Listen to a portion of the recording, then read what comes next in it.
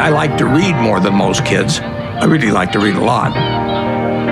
My Aunt Edie gave me a copy of the World Almanac, and that was heaven to me. And I can still tell you that the almost population was 214,006 in 1930. Some numbers just kind of stick with you. And very early, probably when I was 7 or so, I took this book out of the Benson Library called 1,000 Ways to Make $1,000. And one of the ways in this book was having penny weighing machines. And I sat and calculated how much it would cost to buy the first weighing machine and then how long it would take for the profit for that one to buy another one. And I would sit there and create these compound interest tables to figure out how long it would take me to have a weighing machine for every person in the world. The first books I read on investment were actually in my dad's office.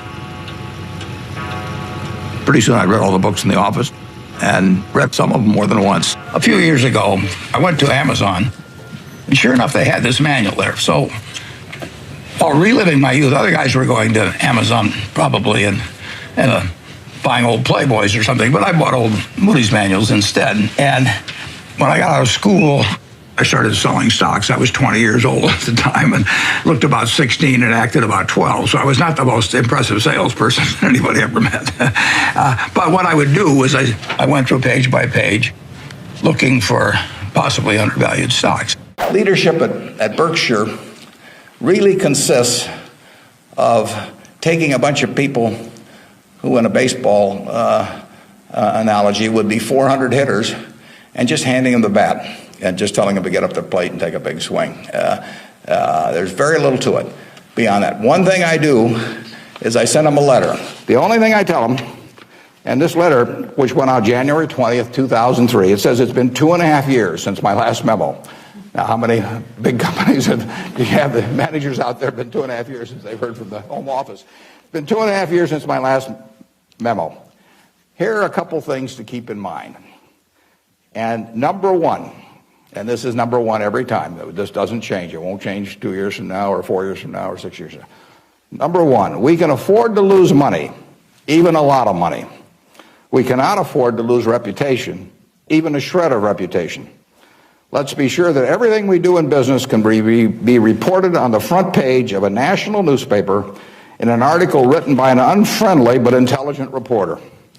In many areas, including acquisitions, Berkshire's results have benefited from its reputation, and we don't want to do anything that in any way can tarnish it. Last year, Berkshire was ranked by Fortune as the 4th most admired company in the world. This year, we were 3rd in the United States. They just published it. It took us 37 years to get there, but we could lose it in 37 minutes. And that's the message. I mean, we can lose money. It does, nicer to make money, but we'll figure out ways to make money.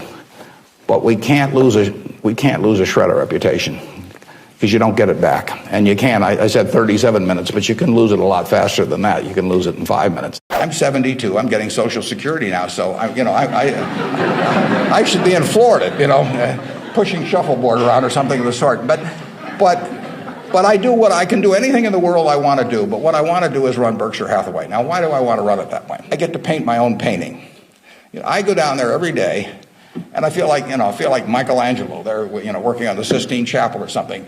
Nobody else may think it's a great painting, but I get to paint my own painting. I do not have people second guessing me. I do not have people saying, "Why don't you use a little more red paint than blue paint? Why don't you paint a seascape instead of a landscape?" I get to do my own thing. It's a form of creativity. It's exactly like somebody feels it's a professional golfer or somebody feels it's a painter. They're not doing it for the money primarily. They're doing it because they like doing something well. We've got a company, Flight Safety, that trains more pilots than anybody in the world. Flight Safety is run by an 85-year-old man, Al Yulshi. Al started the company with $10,000 in 1951. It now trains 4 or 5 times as many pilots as non-military pilots as anybody in the world. And he is there at 85, and it's a matter of public record. He's got $1 billion worth of Berkshire shares. He works 7 days a week. He loves it.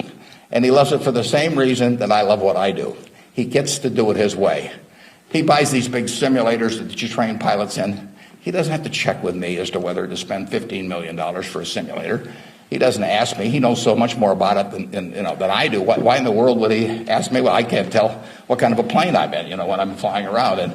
And Al is spending a couple $100 million a year on simulators, spending Berkshire Hathaway money, and he never checks with Omaha. He's never had to come to Omaha for any kind of meetings. He runs his own business, and that's what he loves in life. And I let him do it. I mean, that's my contribution to it, is really turning loose his energies. And, they were properly directed before we bought the company 7 or 8 years ago. Why should I think that, he couldn't keep running it after that? And like I say, at 85, he's still running it. And that feeling of ownership is really extraordinary, and it's so much better. I mean, it's the way I like to work, and it's the way, Susan Jock likes to work. It's the way Al Yoshi likes to work. Thank you for watching today's Top 3 video. This channel is brought to you by hopelify.org to inspire you to become the very best that you are designed to be. Remember, a few simple keys, mastered and consistently applied, are often all we need to excel in each area of life. You can help make this channel even better in 3 simple ways. 1. Subscribe to receive more Top 3 videos. 2. Leave a comment below to let me know what resonates with you from today's Top 3 video. Or 3. Suggest a topic for a Top 3 video that you will like for us to feature on this channel. Visit hopelify.org to post your own inspirational content.